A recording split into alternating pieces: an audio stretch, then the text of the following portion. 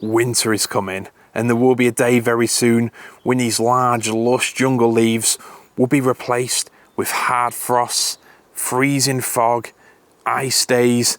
The garden takes on a more stripped down, sparse appearance, focusing less on the summer display plants and more on the tough and hardy exotics. But that day is not today. You've got to make time to enjoy your garden in autumn. And today's video is a slow walk around the garden, talking about winter care for a lot of these really tough exotic plants, as well as the ones which need a little bit of TLC to get through our UK winters.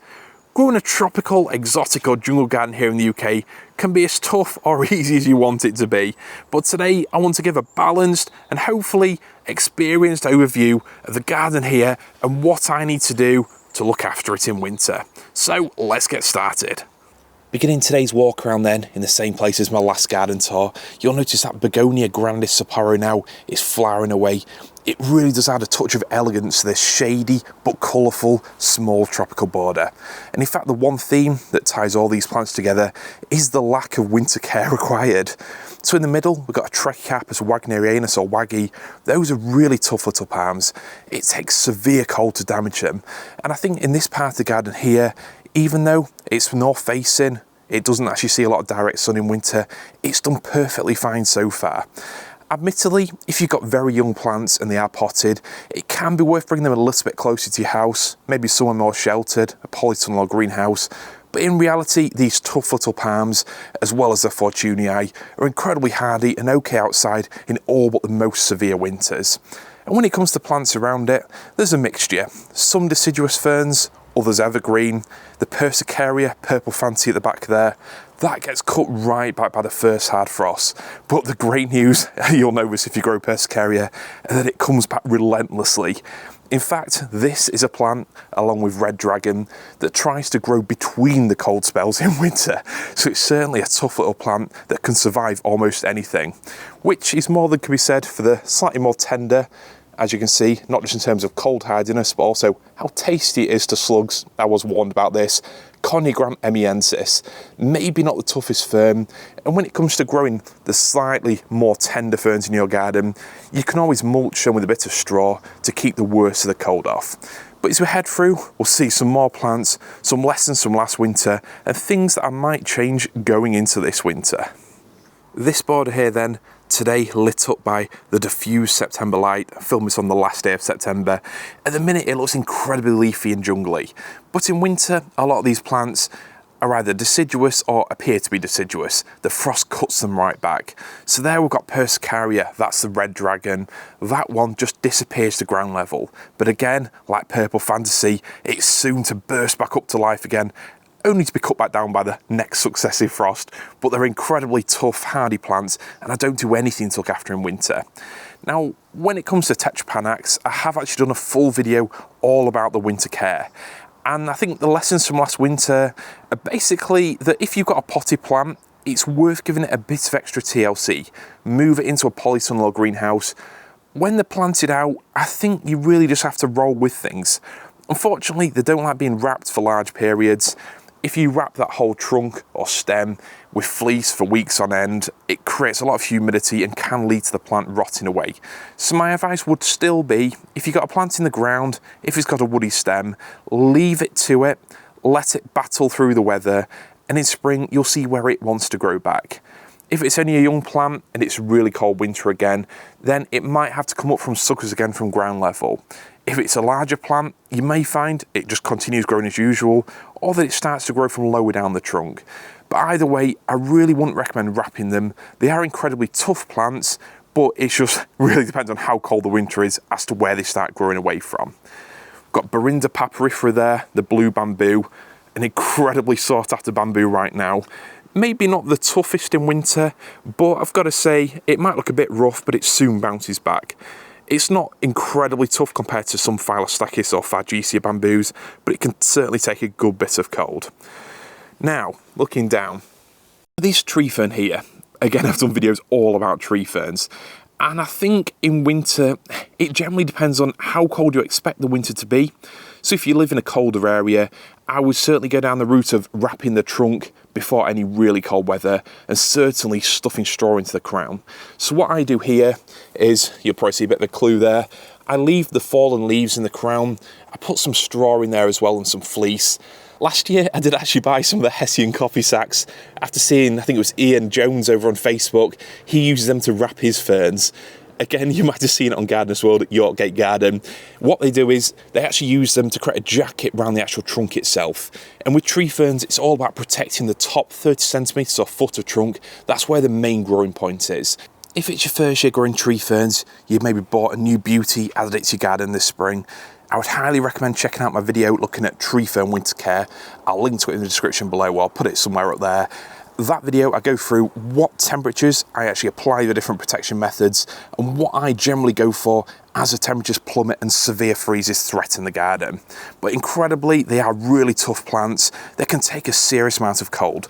But just be aware that these lush green fronds, they can only take so much. So generally speaking, around -3, -4, or a real freezing fog is all that it needs to blacken or brown these lush green fronds. But don't worry, new ones will come again in spring. So definitely check that video out. Now here, we've got a mixture of hardy plants and some that might be a little bit softer in terms of the summer growth anyway. Trachycarpus princeps new form hybrid, incredibly tough palm. I think really it's as tough as Fortunii, or certainly getting on that way, and it grows really quickly too. So that one isn't a palm I do anything for. But Musa basjoo. Now, this is the first discussion. Musa basjoo is a very tough, hardy banana, but some people protect it like they have done for many years. And what they generally do, you'll have heard me talk about this time and time again.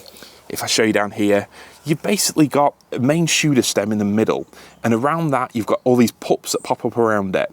Now last winter, because it was so cold, the main mother shooter stem died and all these others popped up around it. So essentially the plant is very tough and hardy. It has come back, but the whole look, the appearance, the impact of the plant definitely changes.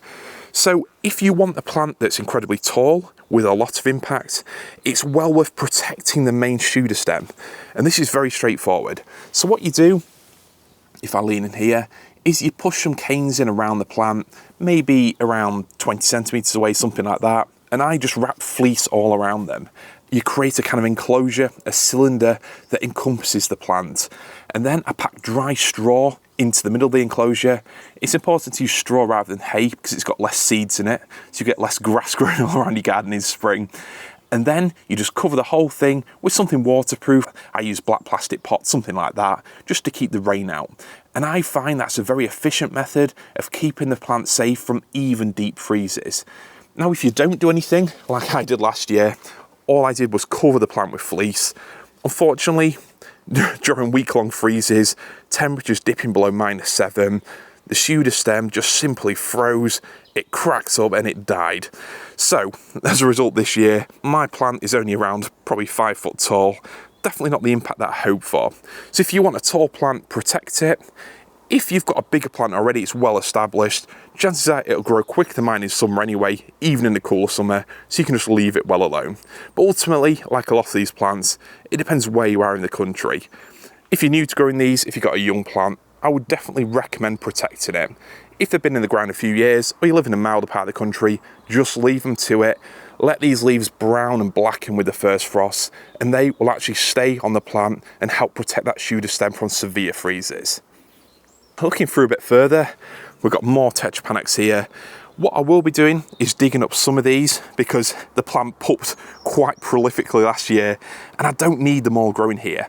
So that has the benefit of A, tidying the garden up because this border is definitely a little bit congested. I used the word messy last time, which probably isn't the right word, but we'll say congested. I can take some of these up, which will help improve the look of the garden, and it'll also mean I've got insurance plants to put into the polytunnel. Plants that I can move in there to actually protect them from the worst of the cold weather. And that way, if there is a brutally cold winter, I'll still have some new plants to go in the ground in spring. But looking around, you'll see some plants that in my last video just a month ago didn't appear to be growing very well, but they've now come back. And that group of plants are the salvias. Here we've got Amistad, which has just got the most beautiful flowers.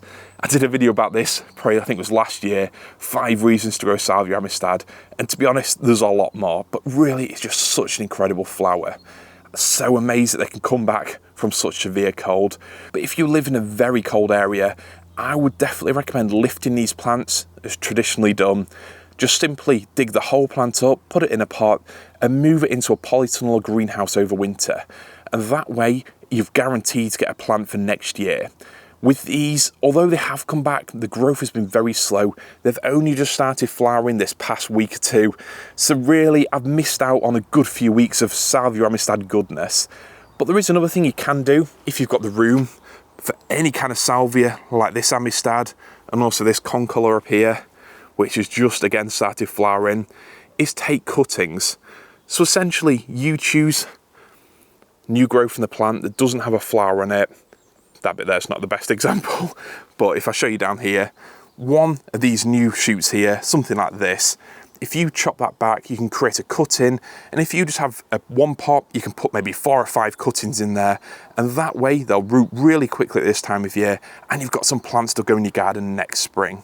So it's a great way, again, of having an insurance plant, a way of carrying these beautiful flowers into next year's summer display. And when we're talking about flowers, this Hedychium gardnerianum, you're probably bored of me mentioning this on Facebook, on Instagram, on my YouTube videos, but it really is sensational. In fact, if I just jump up onto this muddy pile here, I mean, just look at some of these flowers. The scent in an evening or even in the morning, it really is incredible. And I don't know really if the true scale of this comes across. These flowers, they're probably nearly a foot tall. They really are just amazing. So this plant, as a few people actually asked over on my Instagram, is potted. So if I show you, just zooming through all the weeds there, you'll notice they're in quite big pots. They've been progressively potted up. And although these are, in theory, hardy gingers, which can go in the ground, I've kept them potted, and that's because keeping them in a polytunnel greenhouse over winter gives you a head start in spring, which for plants that need a fair bit of heat to grow well and to actually flower on time, like gingers, having that head start in spring is just as important as actually keeping them safe from the cold in winter.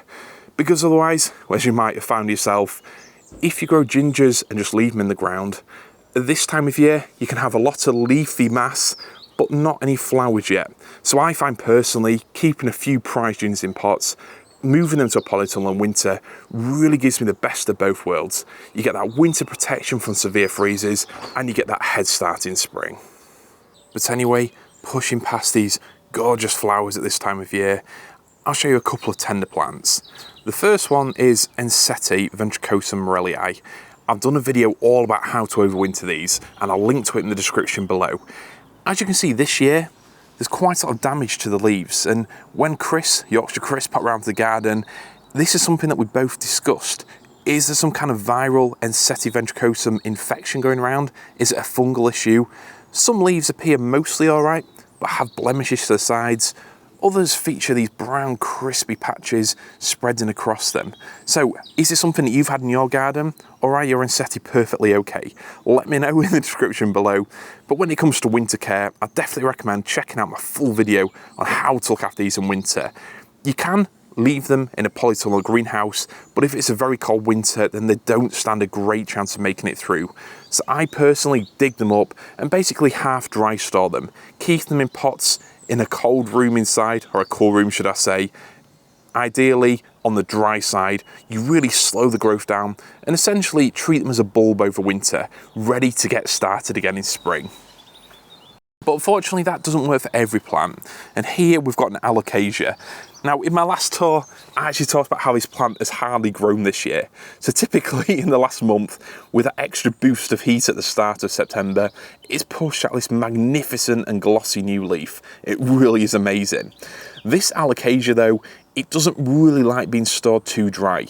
So essentially with most Colocasia and Alocasia, you have to store them or grow them as a houseplant inside over winter.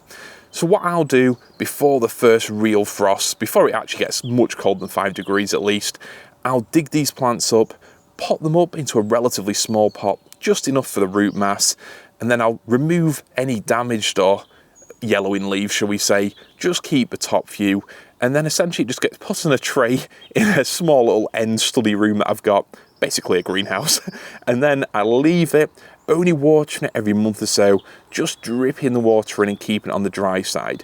But unfortunately, other than Colocasia, the one that begins with G, which no one knows the name of, and pink china, Alocasia and Colocasia like this are best off grown inside as a houseplant over winter. And again, in spring, you really want to harden them up before planting them outside. Plants like this really just are summer bedding. But when you say summer bedding, you don't expect such magnificent leaves like this. It really is a sight. Heading through though, as you can see already, autumn appears to be taking a turn. We've got leaves on the floor, the straw from last winter. I don't know how it's got everywhere. And I imagine a good amount of that mess down there is from the bamboos. But looking around, I mean, the main plant in this area is the tree ferns. That small one there, that really has grown magnificently. And I think it's a great example of actually siting your tree ferns in the right place. That one there is sheltered, just nestled against my brick shed there. It doesn't get a huge amount of sun in summer because of the other tree ferns and large mature trees covering it. But that means in winter, it does actually receive a lot of protection from the frost. So this one has grown really well this summer. And I think really that's not just down to the extra moisture it's received in summer, but also the shelter it's had in winter. And when it comes to these large ones here, again, I have a progressive method of protecting them as the temperatures are likely to dip. So these aren't a plant I just wrap up all winter and leave them to it, like a Musa basjoo. The protection for these is very much reactive, anticipating, looking at the forecasts, seeing what's going to happen, and then giving them the right protection in case. But as always, it's definitely better to be overly cautious with these magnificent plants to keep them growing strongly for another year. When it comes to plants like Fatsias, this one here is polycarpa, they are generally very tough and hardy evergreen exotics. As you can see, I mentioned in my last video about this, the leaves this year have displayed a bit of damage, potentially caused by insects or some kind of issue with the new growth coming through, but it seems to have recovered from it. And as you can see there, that new leaf is beautiful, glossy and shaped as it should be. When it comes to winter, these plants, they are very tough and hardy. And generally speaking, the only damage you'll see really is to the new growth. So if you've got a Fatsia in the ground, I would generally leave it to it. They're not a plant I'd look to protect, unless they're very small plants in pots that you've just bought recently this year. I leave them in the ground, leave them to it, let the winter does what it wants to do, and what you find is in spring, they are one of the faster exotics to start growing away again, and even if the main growing point gets damaged, further down, you'll get some new growth bursting through in no time at all. So definitely don't worry about those. Now, a lot of the plants in this area, we've got epimediums down there, which you may have seen in my video looking at Simon Mabry's incredible Leeds tropical jungle garden. I've got ferns, I've got a lot of ground ferns like over there, a lot of the Diapteris in this garden. I've got grasses like Hedychium. Those, I leave them to it. They're all very, very tough plants. This plant here, Zantedeschia Hercules or White Giant, I treat them both the same. Huge exotic leaves, really an impressive plant, but they're incredibly hardy as well. You just don't expect it. So this year it's growing a little bit slower, and I think that's because really I could have watered it a bit more, and it's not been the hottest year, so a combination of a nice bit of heat and water really gets them growing. But when it comes to winter, this plant, it almost melts with the first hard frost. It basically flops down, it doesn't look happy at all, but it comes back strong in spring. So if you've got one of these potted, I would move it to greenhouse or polytunnel just to keep the worst of the cold away. If it's in the ground, I would actually, after the first light frost, either cover it with fleece whenever there is a frost forecast, or pack a load of straw around it, just to keep the worst of the cold away from the main growing points down there. But hopefully this plant will have a good few leaves and flowers coming up before those hit. Now, let me show you a plant down here that did struggle. I've talked all about tree ferns, the kind of protection and care that I recommend giving them. But when it came to this small tree fern, which didn't actually have a trunk when it was planted, last winter really hit it hard. And although it appeared to have a new frond pushing through, ultimately I think it's a lost cause, which is a shame obviously. And I guess really the reality is, small plants without a trunk just aren't as tough as the larger ones. So realistically, if you've got a small tree fern in a pot, I would bring it close to your house, maybe consider going into a polytunnel or greenhouse to keep the cold off. And if it's in the ground, I really would go all the way, not through winter, but when there is a cold spell forecast, of actually protecting it like a basjoo. So give it some kind of enclosure, pack the straw in, you might get some leaf or frond damage, but ultimately the actual trunk itself should be okay with a bit of protection. I only fleeced it last year, a couple layers of fleece, and ultimately it wasn't enough.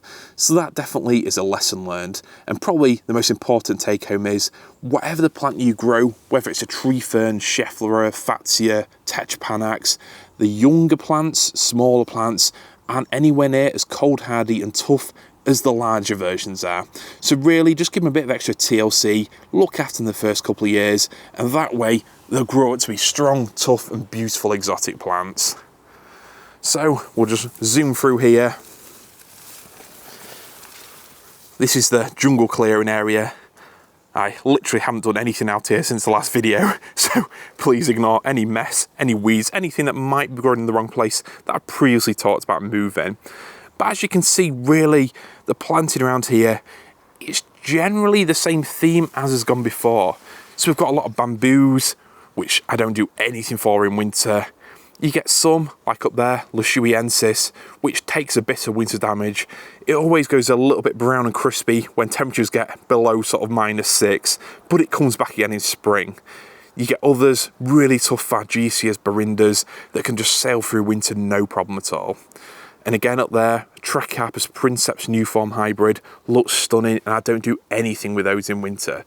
They really are, pretty much all these here, very tough and incredibly hardy exotic plants. Another huge Borinda there, papyrifera, 1046, CS 1046, that is the Chris Stapleton collection. It really is a beauty. And again, not the hardiest bamboo, but being a bamboo, it's still a hardier plant than a lot of the tender exotics like Alocasias and Colocasias. Ensete there, that will be coming in. These Colocasias here, these are esculenta, which is a variety that I've talked about actually overwintering inside in the past using a dry storm method. So with these, you can literally just basically dig up the bulb itself, chop the leaves off, keep it somewhere dry with good airflow in winter, definitely frost free, and then you can start them off again in a bag with a bit of humidity in spring. Or you can grow them as a houseplant if you've got a large enough conservatory, or you can try dry storing them like I do with my Ensete, growing them in a small pot, not watering them a lot, just trying to keep the plant alive. But the problem with that is these are big plants. They don't look great while you keep them on the dry side, so you need somewhere cool, frost free, nice and bright, good airflow to store these plants, which is definitely asking a lot of your partner, that is, because they're quite big. So this year, I might go for that option, just in that small study, really packing these tender plants in on a small tray to hopefully keep them going through winter, but it's more about just keeping them ticking over. Another big Ensete there, but even though some of the leaves appear to be growing really well, again, you've got that stain in there, you've got the blemishes, the marks on the leaves, there's definitely something going on with them. If this has happened to yours, again, let me know. We've got Lobelia there, I believe that's Cardinalis, Queen Victoria. It's definitely flopped over a bit. Should have been propped or staked up a little bit. My fault, my fault entirely. And then panning round, you'll see this is the area of tropical planting. So we've got Begonia luxurians, that comes inside for winter. I have to keep that growing as a houseplant. And the one thing that these begonia really like above all else is humidity. You can see there, just look at that beading moisture on the leaves. They do look so exquisite in this weather. Autumn weather just suits so many tropical plants right down to the ground. But when these plants come inside, what they struggle with is the low humidity of central heating. So this begonia is one that goes in a windowsill, so it's got really bright conditions, ideally out of direct midday sun. And then I try, if possible, to water them a bit more regularly than the Colocasias, the Alocasias, like this Brisbaneensis. So I potentially might this year grow this on a tray with some horticultural grit and some water in it, and that way you increase the local humidity around the plant. And what you can also do with plants like this, because they can tend to get a little bit leggy, is take cuttings again at this time of year. And that way, if you keep those on a windowsill, most of them root away in water, or you can use a horticultural rooting compound, you can pot them straight up. Definitely keep them watered quite regularly, keep the humidity up, and that way you've got some backup or insurance plans for next year. Hear the birds in the trees. It really is an amazing time of year.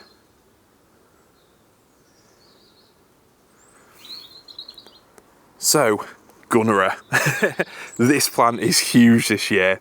I mean, those leaves, there's only so many times I can say it, but they are just monstrous.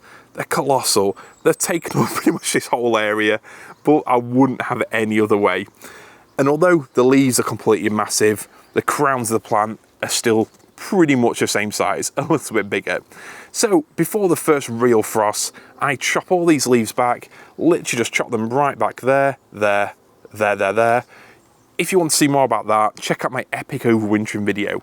But essentially all you do is hack the leaves back and use them to create a teepee around the crowns. And that way, once you've covered the crown with the old leaves, they blacken and brown with the frost over winter, but the crown itself stays covered, protected from the worst of the freezes. And these Gunnera are one of the first plants to grow away in spring. They throw out these massive leaves at an alarming rate. So that really is when the main protection is required for Gunnera. They're very easy to pack away over winter, and that teepee really shields them from pretty much any cold weather. What you can do, if you've got a smaller plant, move it to a polytunnel or greenhouse and keep it actively growing if possible, somewhere frost-free. But when it comes to larger plants, the crown, the roots themselves seem really tough. If this can happen, the leaves blow away during winter, you can use an upturned large plastic pot stuffed full of straw and old leaves, and that way you can replicate the leaves, shielding that crown from the cold weather. But really, incredibly tough plants, well worth a small amount of effort that it needs at this time of year. And then in spring, what you can do is to actually keep an eye on them. You probably see in there, you probably can't, a little robin pecking away.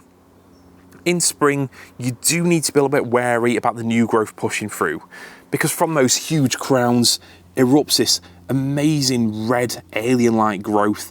But unfortunately, the new growth can be quite tender. It's easy for it to get nipped by those last frosts in spring.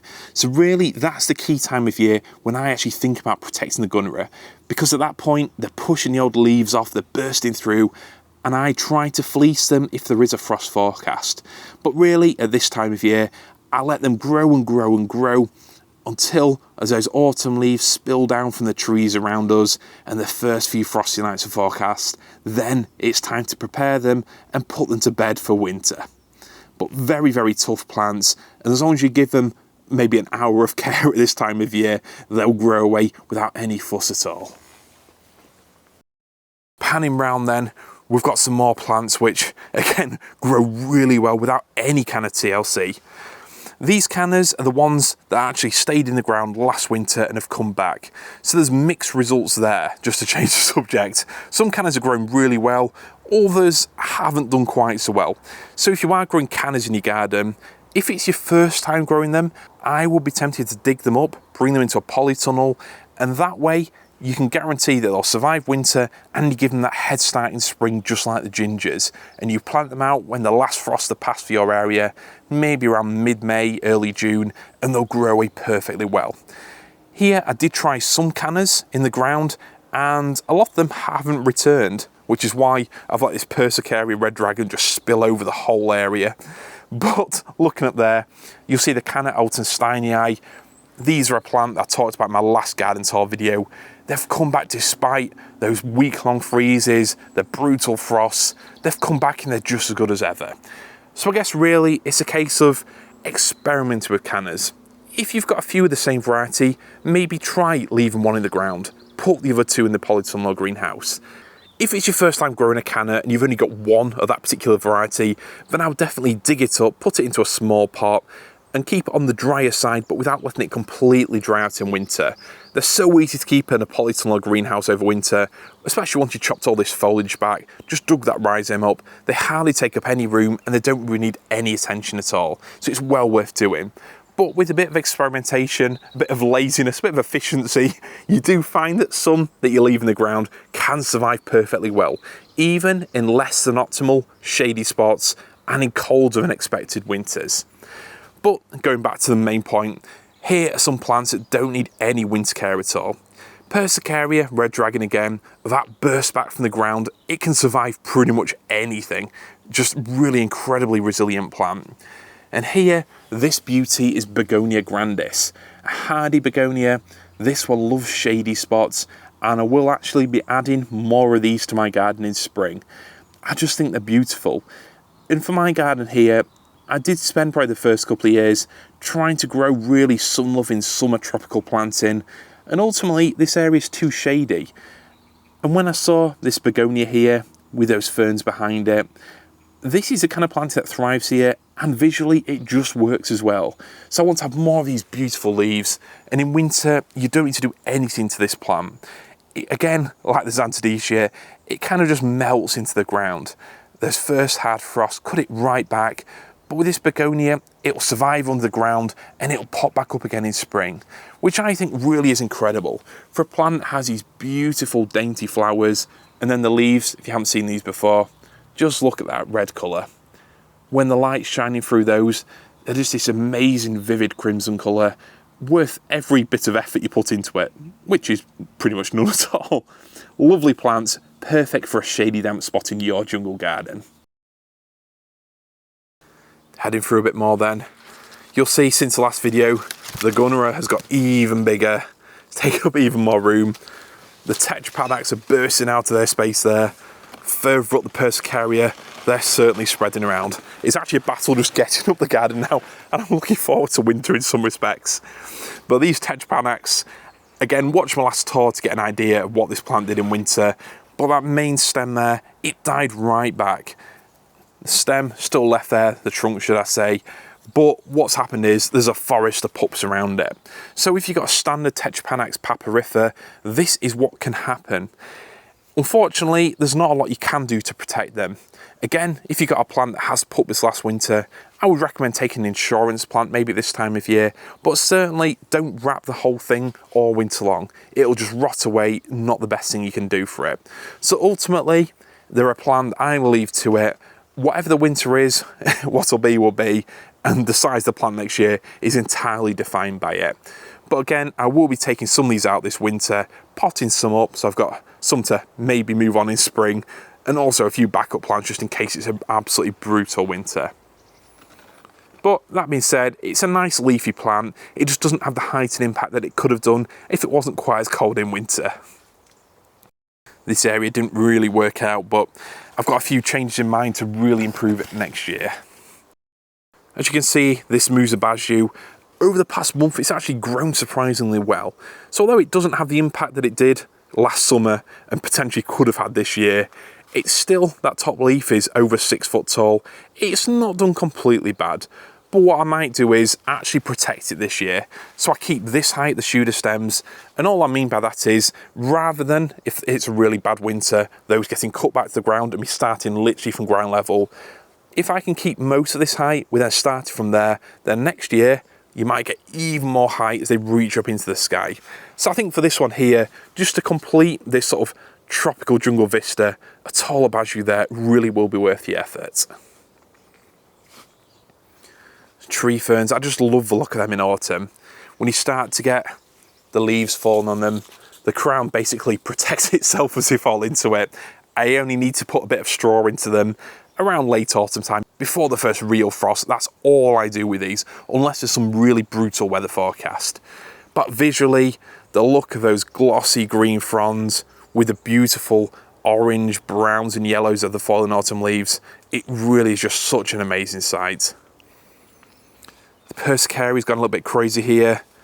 We've got the purple Fatsia on that side, red dragon on that side, battling it out, occasionally meet in the middle here, but I just hack them back without any kind of sympathy at all because they soon grow back. Some more of these cannas which I said I was going to move. These ones, again, they just don't need to be here. I grew a lot of these Canna Altensteinii from seed, and ultimately, no. I want to keep this area a little bit more simplified. I enjoy the tree ferns, I enjoy the Persicaria. I don't need to have all these cannas here. And like I said in my last video, sometimes less is very much more. This boutia, the Erispartha or Erispatha, it's one that it got fried a little bit last winter, but it is a very tough and hardy plant.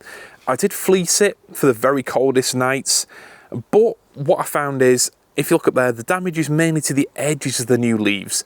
And I think that's mainly because of the growing conditions last year, which, to remind you about, and I've said it hundreds of times, we had a roasting hot, record-breaking hot summer. And then, as things got cooler, they got wetter. A very wet autumn, everything suddenly burst into growth. Even these sun and heat-loving palms, they really started racing away. And then winter came very quickly, very suddenly, and very harshly. And the extreme cold just nipped a lot of this new growth back. So I think it's more to do with the growing conditions, the freezing fogs and the weather we battled with last year. But as you can see, the new growth perfectly green and healthy. I'll be doing exactly with the same plant this year and just hoping for a milder winter. Here we've got a tray of, I guess what I can describe as mixed exotics, some presents very kindly given to me. These young exotic plants will grow up to be incredibly hardy when they're older, but generally speaking, for potted plants, for younger plants that may be a couple of feet tall, I always move them into a polytunnel or greenhouse over winter just to keep them safe from the worst of the cold weather, to slowly acclimatise them to the cold before they get planted out, maybe next year or the year after. Those plants, though, were brought out here for their little summer holiday, experiencing the shade, the humidity, and the full jungle vibes out here. Looking around this time of year, to be fair, I know in my videos it's easy to be not self-critical, but focus on what hasn't worked, the plans that you're going to move next year, what you might have done differently. But ultimately, on a day like today, when you can see these colossal leaves, the magnificent leafy jungle growth, it really is amazing. Even here, when maintenance has been at an all-time low, when I've not spent a huge amount of time changing the garden around, looking after plants, they really have grown surprisingly well, and I definitely appreciate them for it. But we'll head through a little bit further and see what other overwintering tips, lessons, mistakes, and experiences I can share with you this time round. So these cannas, they were all left in the ground last winter, and this winter I will be digging them up, but that's mainly because I'm going to move them. So plants like cannas, gingers, I generally see them traditionally like dahlias back there. These are movable plants that, whilst they can be left in the ground, they are ultimately summer bedding. So you can easily dig them up, you can split the rhizomes in spring if you want. Generally speaking, with cannas, I dig them up in, well, before the first real cold. They can take a frost, we chop all the foliage off, so it doesn't matter if that gets zapped by it. But I dig them up before the first freezing spell, put them in one big pot, but I don't actually divide them until spring. And that's just because dividing, it opens wounds in the rhizomes, the bulbs, the tubers, and also the temperatures as you approach winter aren't ideal for new growth. Whereas if you do it in spring, sunny, you've got the heat in the polytunnel or greenhouse to really get them burst into growth. They're less likely to rot away and more likely to start growing for the sky. So that's when I generally do it. But we'll push through these here to see a lot of the other plants which I said I'm going to move. So dahlias, I generally leave my dahlias in the ground, and pretty much they've all come back every year. So what you can do if you live in a colder area, or you're not quite sure about yours, is dig them up. There's plenty of videos online about how to do this, and put your dahlias in either a greenhouse, polytunnel, or even a shed, maybe a garage, something like that. Unlike cannas, which do need a bit of moisture over winter, dahlias you can pretty much store completely dry and then get them started again in spring. So these, again, I will be digging it up, but that's not for overwintering or frost protection purposes. It's entirely so I can move things around next year. I can improve the look of this area with a bit of simplicity and grow them as some leafy colour closer to the house. And this area here, I think will be greatly improved by a bit of simplicity, paring things down a little bit and making it all about them bamboos. Like these beautiful and very cold hardy Phyllostachys vivax aureocalis, which really are magnificent. One issue with Phyllostachys vivax is the actual canes or culms have got quite thin walls, which means they are prone to snapping in really heavy snow. We've not had snow like that for quite a while here, but if it does, and if it's possible, tried to come out in the garden and just tap the snow off them to prevent them from snapping. But ultimately, very tough plants, and I pretty much leave them to it. But anyway, we'll head out into the still not weeded fibre area and see what other hardiness and winter care lessons we can find through here. This area really, it's all about the tough hardy plants. Palms like this Jubea chilensis, which can take a ridiculous amount of cold. And I've not actually needed to protect these yet. And that's simply because we haven't had the kind of really challenging temperatures to actually need to do anything. But if there were temperatures approaching -10, something quite ridiculous forecast, maybe much lower than that, I would just fleece the whole top of the plant. And that way you avoid damage to these new spears. Because what palms are prone to, not Jubea specifically, but slightly less tough palms, is spear pull, which is where the new emerging leaf can just rot away completely at the base, and in spring as the weather warms up, pull clear, leaving a nasty smelling rotty mess below and the potential that the palm might completely rot away. So when it comes to slightly less tough palms like Butea rhodorata, it can be worth fleecing them when there is some real cold forecast. But this Jubea, like I mentioned, it really is tough, and it would take some severe colds, some proper prolonged freezes for me to think about fleecing it. But really, this area here, although it's a weedy mess this year, it's all about the potential. Growing these really tough, hardy exotics here means that I get a garden which is going to get better and better every single year, but not need a huge amount of care to get there as well. This Darcy Lyrian is a new one for me. I haven't grown it before. And I think like a lot of these spiky plants that are recently introduced into the UK, they are apparently, or supposedly, quite tough. But it comes down to really growing them in the right place, in the right conditions. So here it's got a sunny spot, quite raised up, and although they enjoy summer moisture, they like to be kept on the dry side in winter. Because ultimately plants like this, you can't fleece them as such, you don't want to trap humidity in, so really planting them in the best spot possible, with good drainage, good sun, and decent airflow really is the best tip for long-term success. If you've got them potted, then certainly I would move them closer to your house, or potentially a cool greenhouse over winter, just to really keep them on the safe side. But we'll head round and look at some of my more experimental exotics up here. On the way, this Euphorbia John Phillips, incredibly tough, hardy, beautiful. This plant did take a bit of damage last winter, and some of the leaves started to go red, yellow, displaying these magnificent colours. I think with this John Phillips, it's not so much about keeping it protected in winter, but more about being prepared and aware of the eventual size. These plants, within just a few years, can become a large sprawling dome of this gorgeous evergreen foliage. So definitely not one to worry about in winter, but one to really give some consideration to, that you've got planted in the right spot in the first place. This gorgeous spiral aloe polyphila or polyphylla really is stunning. I grew this one from seed back in, I think it was 2016, and this one, it has lived outside for the last couple of years, and all I did last winter is just move it under a glass table outside to keep the ice out of the main central part of the plant itself. It did take a bit of winter damage, but at this time of year it's pretty much outgrown it altogether. This is one I will potentially be planting out next year. But top tip here from Henry, thanks for this. It's something I've heard before. If you plant them, so actually growing on a more vertical angle, at a 45-degree slope potentially, that way a lot of the winter wet falls away from them, and they're actually surprisingly tough as long as they're not sat in water. So that's exactly what I'll be doing with this one here.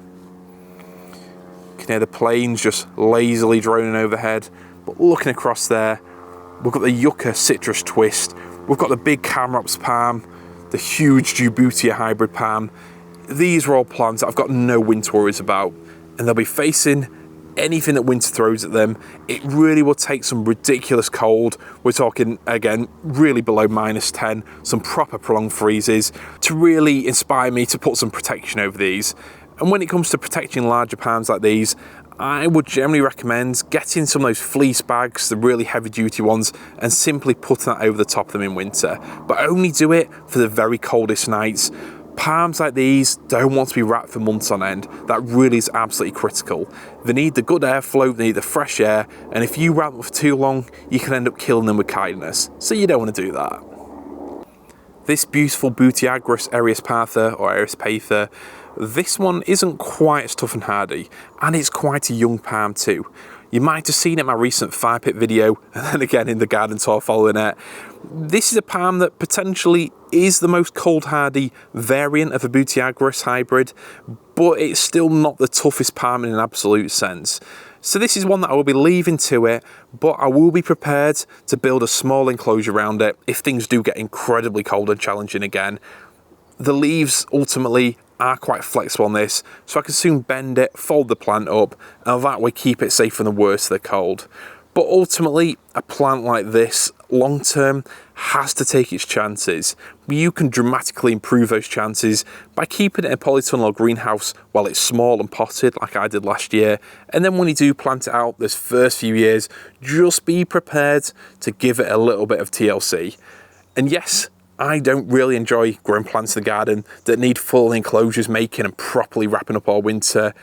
But when it comes to something like this, if you can put the effort in for 1 or 2 weeks a year, you get to enjoy something magnificent for those other 50 weeks, and something that really will grow it hopefully into an incredible plant in the future. So well worth the effort. When it comes to my tough and hardy arid border section, most of my winter work in this area won't actually consist of winter protection. It'll be more about weeding. That's where my time will go, because a lot of these plants, especially these yuccas like Rostrata, Thomsoniana, and further up the beautiful linearis or linearifolia, they are incredibly tough. And when it comes to actually getting them through winter, again, like a lot of plants, it's more about siting them in the right place in the first place and giving them the best start possible.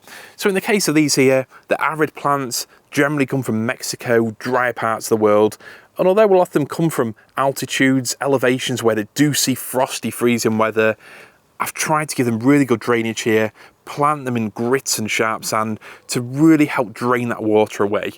But with these plants, the worst thing you can do is to actually wrap them up in winter, because A, well, visually you'll end up bending a lot of the leaves over, and B, I think with these plants, the absolute critical thing is airflow.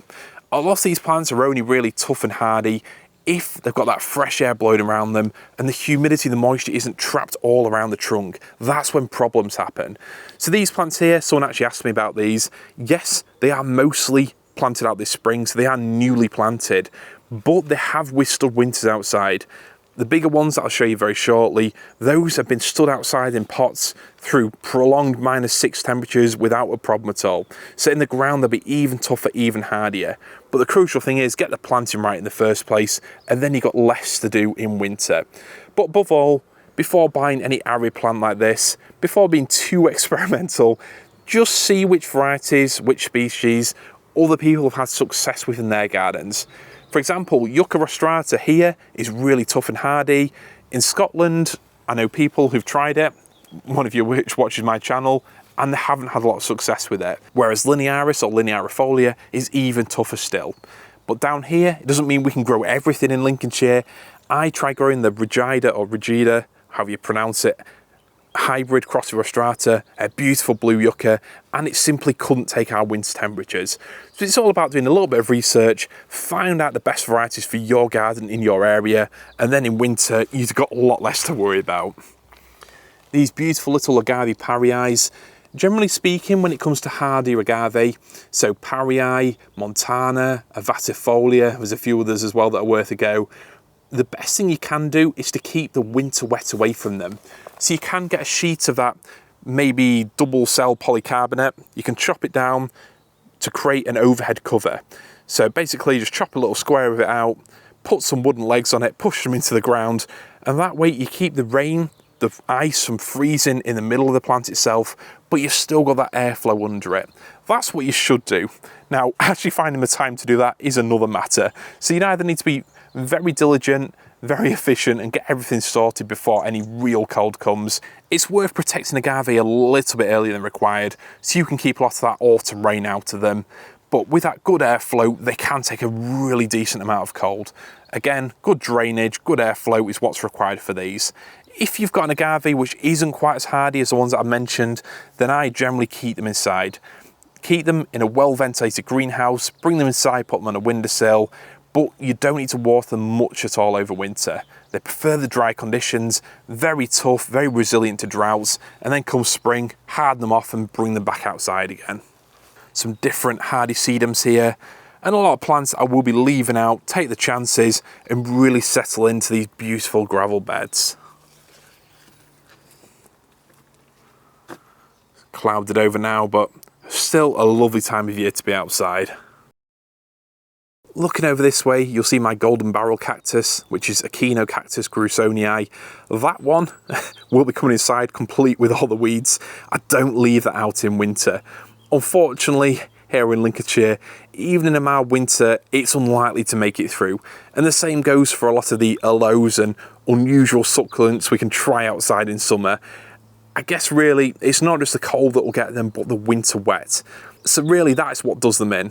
It's not just the dips to cold temperatures, and potentially that's a cactus that can take severe freezes, but it's the progressive and prolonged cold, freezing, bitterly gloomy weather through winter. I'm really making look forward to it, aren't I? We've basically got 6 months of cool weather, and that's what they won't tolerate. But the yucca behind it, these are all rostrata, incredibly tough plants, and those will be staying in the ground. That back one there, that blue swan, came from Linden Nurseries, and he grows them outside in winter, no problems at all. And that was in a pot. So now it's in the ground, raised up, beautifully well-drained soil. That one should be absolutely fine. So, rounding things off, heading to the back of the garden, you'll see the weeds have come back yet again, but I will win the war eventually. This part of the garden here, we've got more rostrata growing in the ground, another beautiful euphorbia there. And ultimately, these are plants which I enjoy seeing in the frost. Not only can they take it, but it makes them look even more beautiful. And the same goes for these beautiful eucalyptus here. The general theme of this area is for sort of bluey, silvery foliage. And although things haven't entirely worked out this year, the main plants are in the ground. The whole theme for this area is really tough, hardy plants, which look striking, very alien, very unlike any sort of UK foliage, but ultimately don't need a lot of care to survive in the climate here. They don't need a lot of summer watering, and they shouldn't need a lot of winter worrying, wrapping up, fleecing, anything like that. That red hot poker there is just about to burst into flower, so I'll show you that when it does. Check out my Instagram soon, over at George's Jungle Garden over there. But really, this area here, it's experimental. The agaves might need some overhead cover. Will I do it? Probably. I'll try to. I know I should do. But with the long-term prospects like these yuccas, the more unusual palms, they really have to take the chances. But I've not just thrown them in the ground without any kind of care or research. I've chosen the best varieties here, which really should thrive even in our cold, gloomy UK climate. So on that note there, I've hopefully covered a lot of the plants in this video. I talked about overwintering, some lessons from last year, but probably the main lesson is not every plant will survive a cold winter.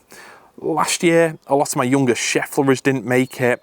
I lost a few really precious ones, and a Cyathea medullaris tree fern, a beautiful agave that was Salmiana ferox, but those were gambles. So really, if you want the best winter success, it's about eliminating the gambles. If you are going to grow something that's half hardy, that's tender, that can be a bit of a diva in winter, then do what you need to do to protect it. Build that temporary cover, bring it inside in time, wrap it up ahead of any cold weather. And if you do want a garden that's free of winter worries, then really focus on the proven hardy exotics, the tough plants that can take the worst of our climate and still thrive year after year. Now, if you're interested in any more overwintering guides, check out my channel. I've got a playlist of videos all about how to look after various palms, summer tropical plants, all kinds of beautiful exotic shrubs over winter. But if there's anything else you need to know, just drop me a message in the comments below and I'll try to get back to each and every one. But thanks for watching this slightly rambling video. Got any questions at all, leave them below. Thanks for watching and I'll see you all very soon. See you later.